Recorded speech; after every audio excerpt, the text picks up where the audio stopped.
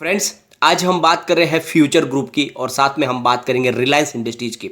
Reliance industries और future group की deal बिल्कुल फाइनल होने की कगार पर है। सिर्फ एनसीएलटी की रजामंदी बाकी है और वहाँ से एक बार अगर शेयर होल्डर और कर्जदाताओं की मीटिंग बुला ली गई और उनकी परमिशन ले ली गई, पूरी ये डील पूरी तरह से फाइनल हो जाएगी। लेकिन अभी उसके बीच में बहुत सारे ट्विस्ट बाकी है, क्योंकि अमेजॉन की तरफ से सुप्रीम कोर्ट में मामला खींचा गया है, वहाँ पर सुनवाई चल रही है और साथ में सिंगापुर इंटरनेशनल ऑर्बिटेशन सेंटर में भी मामला चल रहा है। वहाँ पे 3 सदस्यों की कमेटी उसकी सुनवाई कर रही है।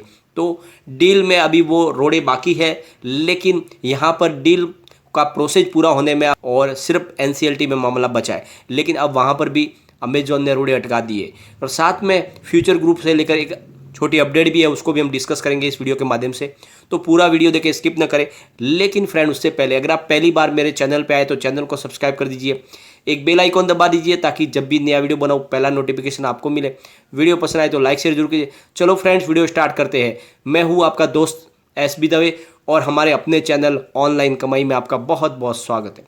फ्रेंड, अमेजॉन ने एनसीएलटी में अपील की है कि आप फ्यूचर शेयर होल्डर की और साथ में उसके कर्जदाताओं की मीटिंग को न बुलाए, तब तक न बुलाए जब तक सिंगापुर इंटरनेशनल ऑर्बिटेशन सेंटर से कोई ऑर्डर पास होके ना आ जाए।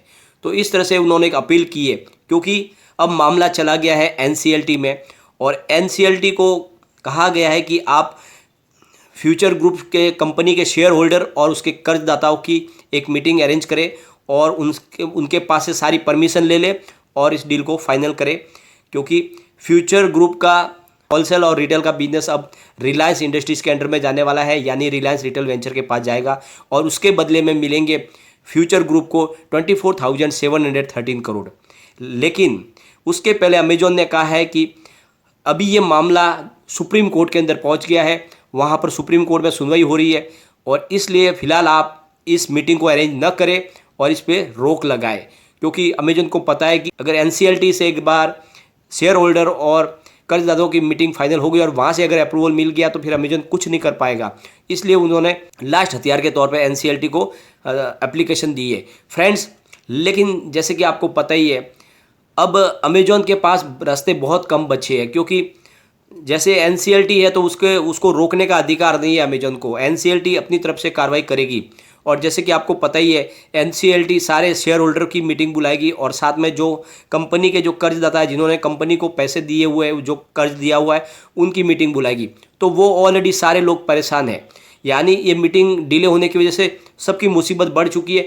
इस वजह से इस डील को अब कोई रोक नहीं पाएगा, यानी जितने भी शेयर होल्डर है या फिर जो भी कर्जदाता है वो चाहते जल्द से जल्द ये डील फाइनल हो जाए। तो जब उनकी मीटिंग बुलाई जाएगी तो वहाँ से कोई भी ऑब्जेक्शन होने की संभावना बहुत कम है और ये बात अमेजॉन भी अच्छे से जानता है, क्योंकि जितने भी कर्जदाता है उनको पता है अगर ये डील नहीं होगी तो उनके पैसे डूबने की पूरी संभावना है, क्योंकि फ्यूचर ग्रुप ही डूब जाएगा। और इसलिए जितने शेयर होल्डर है उनकी भी लॉस बहुत ज़्यादा हो चुकी है, ऑलरेडी उनकी रकम पूरी की पूरी खत्म होने की तैयारी पे इतनी रकम डूब चुकी है।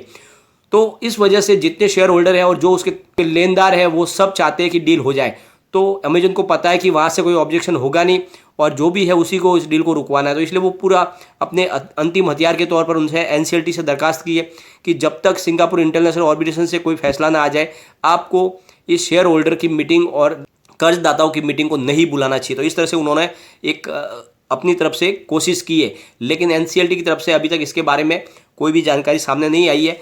लेकिन अब लग रहा है कि डील फाइनल हो जाएगी, क्योंकि अब बिल्कुल अंतिम पड़ाव पे आ चुकी है और अब रोके किसी के रुकने वाली नहीं है। हाँ, लेकिन ये बात ज़रूर है कि सुप्रीम कोर्ट से क्या फैसला आता है उसके ऊपर आगे का दारोमदार है। लेकिन जैसा वातावरण बन रहा है, हिंदुस्तान के लॉ के हिसाब से ही सारी डील फाइनल हो रही है और जिस तरह से लगातार सारी एजेंसियाँ इसको परमिशन दिए जा रही है, उससे एक बात क्लियरली समझ में आ रही है कि कोई भी कानून इसको डील को नहीं रोकेगा, क्योंकि इस डील में किसी कानून का उल्लंघन नहीं किया गया। ये सबसे बड़ी बात है। तो ये डील हो जाएगी, लेकिन अब जो है एक बार मामला थोड़ा सा फिर अदर में अटकने जैसा लग रहा है, लेकिन कोई बड़ी बात नहीं है। अब दूसरी एक और अपडेट है फ्रेंड्स, फ्यूचर कंज्यूमर एनसीडीएस की पेमेंट चुकाने में डिफ़ॉल्ट कर गया है।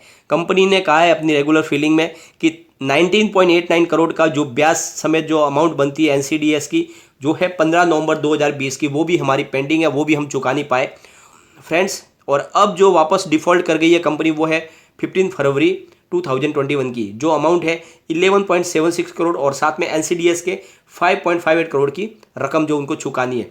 तो फ्यूचर कंज्यूमर ने 7 साल की पीरियड के लिए 200 करोड़ के डेब्ट सिक्योरिटीज यानी एनसीडीएस को जारी किया था और उसके पेमेंट की जो अब उसका रिडेम्पशन का समय आ रहा है तो वो उनके पास पेमेंट नहीं है कि वो उसको चुका पाए।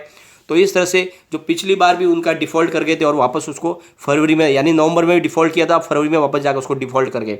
तो फिलहाल तो फ्यूचर ग्रुप के पास पैसे बिल्कुल है नहीं, वो कहाँ से ला के देंगे। तो जब डील होगी तभी सारा पेमेंट हो पाएगा, उसके पहले फिलहाल तो जो कंपनी के जो भी कर्जा है वो चुकाने की स्थिति में कंपनी है नहीं और इसीलिए डील होनी बहुत ज़रूरी है। फ्रेंड्स, अगर कारोबार की बात करेंगे तो सारे शेयरों में लगभग थोड़ी सी हल्की सी गिरावट है और कहीं से थोड़ा सा पॉजिटिव मामला है, लेकिन लगभग स्टेबल है। बहुत बड़ी कोई गिरावट नहीं है क्योंकि सबको पता है कि जब डील फाइनल हो जाएगी उसके बाद में ही मामला आगे बढ़ेगा। और रिलायंस इंडस्ट्रीज़ की बात करेंगे तो रिलायंस इंडस्ट्रीज में थोड़ी सी मामूली गिरावट है, उसके पीछे वजह है बाजार में करेक्शन, यानी बड़ी तेज़ी के बाद आज बाजार में सुबह से मार्केट पॉजिटिव था, उसके बाद में इसमें थोड़ी सी गिरावट हुई, इसीलिए रिलायंस इंडस्ट्रीज भी हैवी वेट शेयर होने के वजह से उसमें थोड़ी सी गिरावट हुई है। तो कारोबार को एक बार देख लेते हैं हम फ्रेंड्स। रिलायंस इंडस्ट्रीज़ का स्टॉक आज 2085 पर ओपन हुआ और इसने लो बनाया 2059 का और ये हाई में चला गया 2108, ये 2100 के पार हो गया था। आज तेज़ी बनी थी लेकिन फिर गिरावट हुई बाजार की वजह से और एंड में क्लोजिंग आई वो 2063.50 पर, करीब 0.93% डाउन पर। तो कोई बड़ी गिरावट नहीं है और यहाँ से तेज़ी का माहौल बन रहा है रिलायंस में। अगर हम इसके कारोबार को एक बार पिवट लेवल की नज़र से देखें कहाँ तक तेज़ी जा सकती है, तो अगर गिरावट होती है रिलायंस इंडस्ट्रीज़ के स्टॉक में तो इसका जो पहला सपोर्ट है वो है 1953 का। स्टॉक अगर उससे भी नीचे जाएगा तो फिर जाएगा 1864 तक और अगर उससे नीचे स्टॉक जाएगा तो फिर जाएगा 1802 तक। तो ये गिरावट में 1802 तक वापस जा सकता है, लेकिन अगर तेज़ी बनेगी तो कहाँ तक जा सकता है। तो जो पहला टारगेट है वो है 2103 का। अगर स्टॉक उससे आगे दौड़ेगा तो फिर जाएगा 2166 तक और जो तीसरा टारगेट है वो है 2254 का, जहाँ तक स्टॉक जा सकता है, जो बहुत समय से हमारा शॉर्ट टर्म टारगेट है जिसको हम इंतजार कर रहे हैं और ये काफ़ी समय से टारगेट अचीव नहीं हो पा रहा है क्योंकि रिलायंस इंडस्ट्रीज़ का स्टॉक 2000 के नीचे बहुत ज़्यादा समय से पड़ा हुआ है। लेकिन अब जैसे ही डील फाइनल हो जाएगी तो रिलायंस इंडस्ट्रीज में भी बहुत बड़ी तेज़ी आएगी क्योंकि जैसे कि आपको पता ही है रिलायंस इंडस्ट्रीज़ कोशिश कर रही है कि 5G टेक्नोलॉजी अपनी तरफ से सबसे पहले वो लॉन्च करे और इसके लिए सारी टेक्नोलॉजी वो स्वदेशी टेक्नोलॉजी यूज़ करने वाले हैं और इस वजह से आने वाले समय में रिलायंस इंडस्ट्रीज़ के शेयर में बड़ी तेज़ी बनेगी क्योंकि रिलायंस इंडस्ट्रीज़ के अंडर में फ्यूचर ग्रुप का जो कारोबार है वो भी आ जाएगा और साथ में 5G टेक्नोलॉजी रिलायंस लॉन्च करेगी तो बहुत ज़्यादा तेज़ी बनेगी। लेकिन फ्रेंड्स, फिलहाल कोई भी इन्वेस्टमेंट करने से पहले अपने फाइनेंशियल एडवाइजर से एक बार एडवाइस ले ले या अपना खुद का रिसर्च करें क्योंकि मैंने वीडियो आपके एजुकेशनल पर्पज़ के लिए ही बनाया। वीडियो पसंद आए तो लाइक शेयर जरूर कीजिए और चैनल को सब्सक्राइब कर दीजिए। Thank you friends.